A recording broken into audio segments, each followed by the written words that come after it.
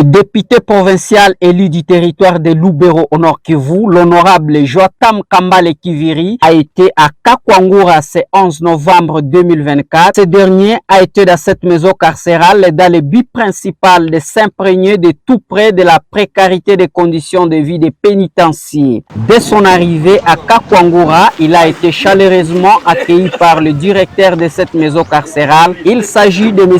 Augustin Zinga. Que se passe-t-il dans cette maison carcérale de Butembo Kakwangura? Le député provincial Joatam Kambale Kiviri fait le décryptage dans ce magazine sur RFI News TV. Je m'appelle Kambale Kiviri Joatam, je suis le député provincial du Nord Kivu du territoire de Lubero.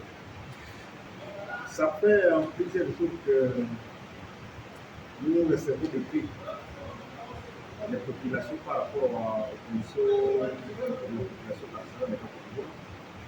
Et moi-même, j'ai déjà écrit deux fois. J'avais écrit le 7 mai 2024 pour dire au gouvernement de province qu'apparemment il y aurait des cas de tuberculose au sein de cette région.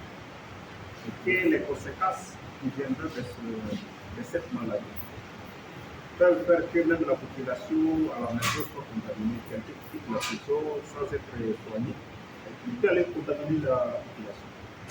Le 30 mai, j'avais un peu le prix pour alerter que les gens sont en train de monter à la prison de Kakwangura. Alors, dans ce jour, je me suis dit que je dois aller maintenant prendre la situation. Voilà pourquoi j'ai eu la motivation, le courage d'aller vers la prison. Alors, peut-être ce que vous allez demander, qu'est-ce que vous avez constaté? J'ai rencontré quand même les autorités de la prison. Ouais. Et je leur ai posé plusieurs questions. Bon, j'ai eu certains éléments qui m'ont tiqué.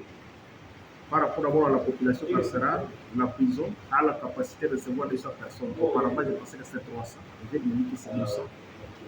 Mais la population carcérale actuelle est de 1335. Donc là, vous comprenez que c'est déjà presque le triple de la population attendue sur la prison. De ceux-là, il y a seulement 145 condamnés. Parmi les 145, il y a 3 femmes. Donc tous les autres sont de prévenus, pour lesquels il fallait accélérer. Il fallait accélérer leur prévention pour il faut les auditionner pour qu'ils soient, ceux qui seront acquittés soient acquittés et ceux qui seront condamnés soient condamnés. Mais détenir tous ces gens-là, ça fait que l'espace idéal pour lequel la population carcérale devrait habiter n'est plus conforme en fait.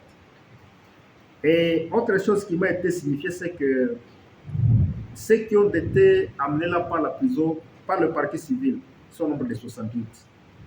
Donc vous prenez 135 ou 68, le reste c'est 1267 qui ont été amenés là-bas par l'auditorat militaire. Donc les militaires, vous voyez ce qu'il faut. Donc c'est un peu compliqué. À part ça, depuis le mois de janvier jusqu'à aujourd'hui, on dit qu'il y a déjà 84 décès, parmi lesquels 90% avaient été amenés par la justice militaire, donc l'auditorat. Alors ça m'a beaucoup inquiété et ça m'a fait passer à plusieurs choses. Je reviens sur ma lettre du 30 juin,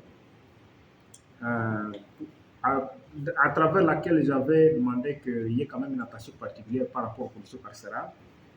Dès là, je vais relever certaines responsabilités. Si vous lisez l'article 203.5 de la Constitution, elle prévient que l'administration des cours et tribunaux, les maisons d'arrêt et de correction et des prisons revient concurremment au pouvoir central et aux provinces. Ceci fait que les autorités, tant au niveau national qu'au niveau provincial, doivent avoir quand même le courage de voir comment prendre soin de la population carcérale dans toutes les prisons de la République. Si vous lisez l'article 25 de l'ordonnance numéro 344 du 17 septembre 1965 relatif au régime pénitentiaire, cet article exige au gouverneur de province de faire le tour des prisons au moins une fois les 3 mois. Et quand il fait le tour des prisons, qu'est-ce qu'il va chercher? Il va se rendre compte de la manière avec laquelle la population carcérale vit. Est-ce que ces gens mangent? Est-ce qu'ils sont pris en charge d'une manière médicale, ainsi de suite? Voilà au moins la charge que ça nous donne.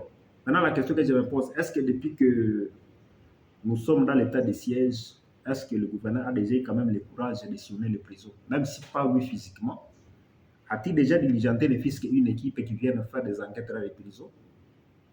Mais je doute que cela ait été fait, puisque ce que je viens de constater là-bas, il n'y a jamais une autorité qui soit passée par là qui laisse les gens mourir de cette manière là-bas. Au-delà de ça, il y a quand même certains autres articles des textes réglementaires qui donnent quand même les droits à des prisonniers. Puisqu'aller en prison, ce n'est pas aller mourir en prison. On va en prison pour être corrigé. Si les faits pour lesquels on avait été arrêté sont bénins, vous allez être relaxé, comme c'est déjà au soir. Alors, par rapport aux droits des prisonniers, si vous prenez l'article 48 de l'arrêté ministériel numéro 116 du 15 mai 2019, portant règlement d'ordre intérieur des instituts pénitentiaires. Ce texte, on l'appelle modèle type, donc pour les prisons, dispose que chaque prisonnier, bien chaque détenu, doit disposer d'un espace suffisant pour dormir. Ce que j'ai vu là-bas, en tout cas, je n'ai pas vu quelqu'un qui puisse dormir dans de bonnes conditions. Au moins, si quelqu'un a un espace, apparemment, c'est 1,5 mètre. Et quand on parle d'un espace suffisant, ça doit être quand même un bon espace. À part ça, un autre droit, c'est le droit aux soins de santé. À l'article 51, l'article 51 dispose que, du même texte, du même arrêté, dispose qu'au sein de la prison, on doit avoir un centre de santé, centre médical. Il y en a quand même. Mais est-ce qu'ils ont quand même ils ont des médicaments qui peuvent aider à cette population carcérale à bien vivre et ainsi de suite, à être bien prise en charge? Si vous prenez l'article 62, il dispose que chaque détenu a droit à un repas 3 fois par jour. Les données à notre possession disent que ceux qui meurent là-bas, à part les tubercules, entre guillemets, les autres meurent par hypoglycémie, donc ils ne mangent pas correctement. Voilà ce que j'ai constaté là-bas. Et au regard de ce texte, j'ai trouvé que la responsabilité de l'État est vraiment à mettre en cause. D'abord, sur le plan de la population carcérale, quand on vous dit qu'il y a 1335 détenus et que de ceux-ci, 1267 sont venus du tribunal militaire, il faut comprendre où nous amène l'état de siège. C'est vrai que c'était une mesure exceptionnelle qui avait été instaurée pour voir comment instaurer la paix en province Nord Kivu. Mais on a de tous les commentaires sur le plan tactique, militaire et ainsi de suite, pour lesquels on peut dire que depuis que l'état de siège est là, l'armée n'a jamais été en mesure de récupérer même pas un seul village. Nous pouvons ajouter maintenant plusieurs autres faiblesses, notamment les ingérences au niveau de la justice, l'auditeur qui se permet de s'ingérer même dans des questions qui ne lui concernent pas. Par exemple, des questions de terre. Nous avons sillonné partout, les gens sont en train de brûler des maisons puisqu'ils ont reçu les jugements de l'auditeur. Sans me donner le courage de critiquer les jugements, mais je me dis que si on n'est pas sérieux pour arrêter ce genre de pratiques, la province vient de reculer pendant presque 20 ans. Pour récupérer presque tout ce qu'on a perdu, il faudra presque 20 ans pour réparer les dégâts. Donc voilà d'une manière de ramasser ce que je peux dire. C'est que la prison de Kakwangura n'a pas de partenaire. Et c'est un problème sérieux. Pourtant, les autres prisons, il y a quand même des partenaires qui s'adonnent à épauler tant soit peu par des biens matériels et ainsi de suite. Il n'y a même pas des interventions qui viennent là-bas. Les bienfaiteurs, à part les églises quand même s'adonnent un peu, mais bon, il n'y a pas d'autres bienfaiteurs. Alors là, c'est une alarme que je lance à qui pourra m'écouter, voir comment avoir une pensée pieuse au regard de ces prisonniers, puisqu'ils doivent regagner la vie normale. J'avais déjà écrit, je n'ai pas trouvé de suite favorable. Je viens de me rendre compte de la situation précaire. Pourtant, on aurait dû éviter même les dégâts. Alors, qu'est-ce que moi je pense faire? Je pense que la première chose, je dois proposer que la prison d'abord soit délocalisée. Il faut qu'on aille construire ailleurs, dans un espace plus suffisant. Là, c'est une chose. Autre chose, je vais devoir encore réalerter les autorités qui sont concernées pour qu'ils voient comment faire. Je dois rentrer en contact avec mes collègues députés au niveau de la province. On va voir comment saisir nos amis qui sont à Kinshasa. Et voir dans quelle mesure il est possible, nous, comme fils du terroir, on peut apporter une petite solution au problème que je viens de voir moi-même. Ce qui nous concerne, donc toute personne qui devrait être saisie, bon, quand nous nous mettons au caucus, la force est encore un peu grande par rapport à un individu. C'est vrai, je suis député, j'ai la voix du peuple, j'ai déjà fait ce que je pourrais faire, mais comme on est un peu limité, on doit s'associer pour trouver une bonne solution. Là, c'est au niveau provincial. Donc, la solution qu'on peut trouver, c'est de voir comment mettre les gouverneurs de province devant ses responsabilités. C'est à plusieurs niveaux. Il doit prendre comment sanctionner les gens qui sont sous sa juridiction. Par exemple, les gens de la justice, l'auditeur, les magistrats, qui ne sont pas en train de bien rendre leur service.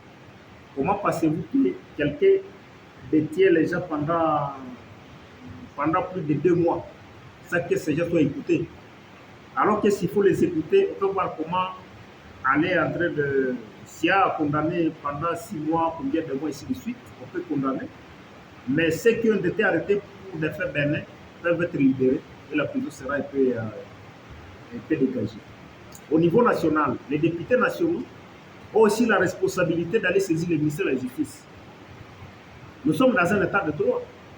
Alors, on ne peut pas chanter l'état de droit à la radio sans que nous viennent appliquer les droits au niveau de la base. Donc, et à leur niveau, c'est vrai qu'on peut les saisir, le ministre de la Justice, mais et à leur niveau aussi peuvent voir comment renforcer le travail qui aura déjà été débuté par les députés progressistes. Mais ce que nous voulons, c'est que le ministre de la Justice, tel qu'il est en train de le faire dans d'autres provinces, il est quand même le courage de venir se rendre compte de la réalité au sein des prisons ici à l'Est, notamment ici à Butembo, où nous avons été visiter la prison et après peut-être ça peut être la même chose.